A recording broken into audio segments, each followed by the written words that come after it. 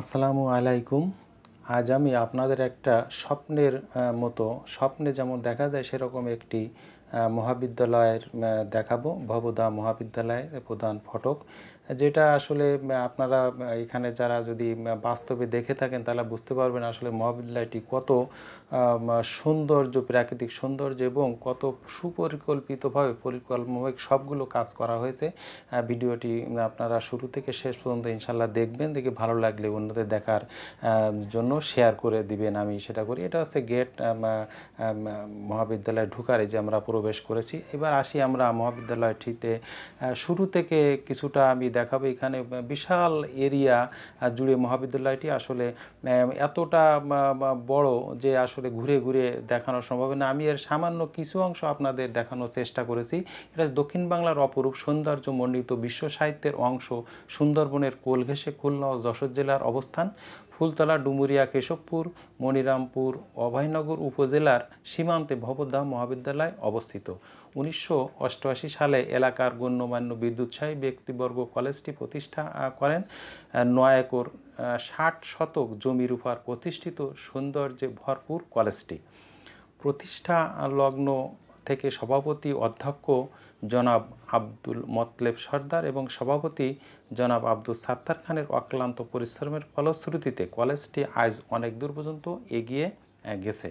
বর্তমানে কলেজের সুযোগ্য অধ্যক্ষ জনাব মোহাম্মদ ইকবাল হোসেন ও সভাপতি জনাব রুমা পারভিনের পরিচালনায় কলেজটি একাডেমিক শিক্ষার পাশাপাশি ক্রীড়া নৈপুণ্য, অভ্যন্তরীণ শৃঙ্খলা ও শিক্ষকদের ন্যায়নিষ্ঠা, ধৈর্য, সততা, অধ্যবসায়, কর্তব্যপরায়ণতা ও আন্তরিকতা মহাবিদ্যালয়টিকে অধিক উচ্চতায় নিয়ে গেছে। বর্তমানে মহাবিদ্যালয়টিতে বিজ্ঞান, মানবিক, বাণিজ্য ও বিএমটি এবং ডিগ্রি মিলে মোট 719 জন শিক্ষার্থী অধ্যয়ন করছে। উল্লেখ্য, কলেজটিতে ডিগ্রি এখনও এমপিওভুক্ত হয় নাই।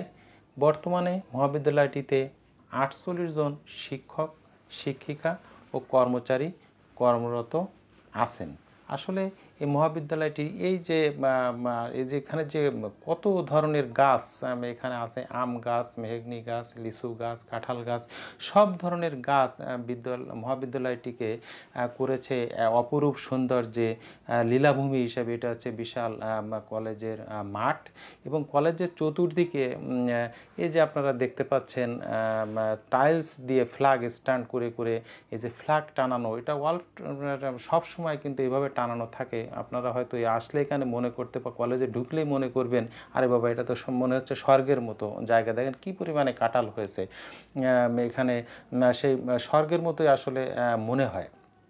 কারণ এখানকার প্রত্যেকটা কাজ খুব পরিকল্পিতভাবে করা হয়েছে। এখানে আপনার সেই ফ্ল্যাগ স্ট্যান্ড এর ভিতরে ঢুকলেই মনে হবে আজকে মনে হয় এখানে কোনো অনুষ্ঠান আছে, এমনভাবে সাজ সাজ রব রব কলেজটির পরিবেশ প্রতিনিয়ত সবসময় থাকে। এবং এই যে গাছের নিচেগুলো দেখতেছেন, এখানে কোনো পাতা নাই, কত পরিষ্কার পরিচ্ছন্ন।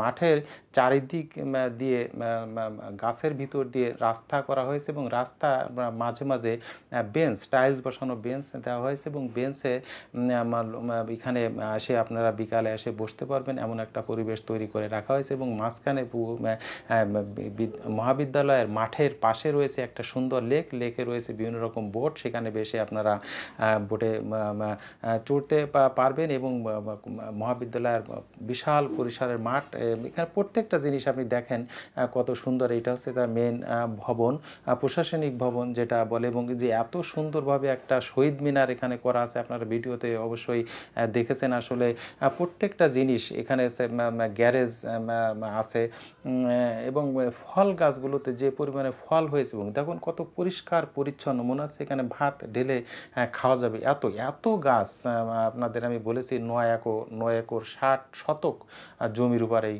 কলেজটি প্রতিষ্ঠিত। তাতে করে কত বড় এরিয়া, এত বড় এরিয়া এত সুন্দরভাবে সাজিয়ে গুছিয়ে রাখা, প্লাস পরিষ্কার করে রাখা, এটা কিন্তু আসলে খুবই দুরূহ।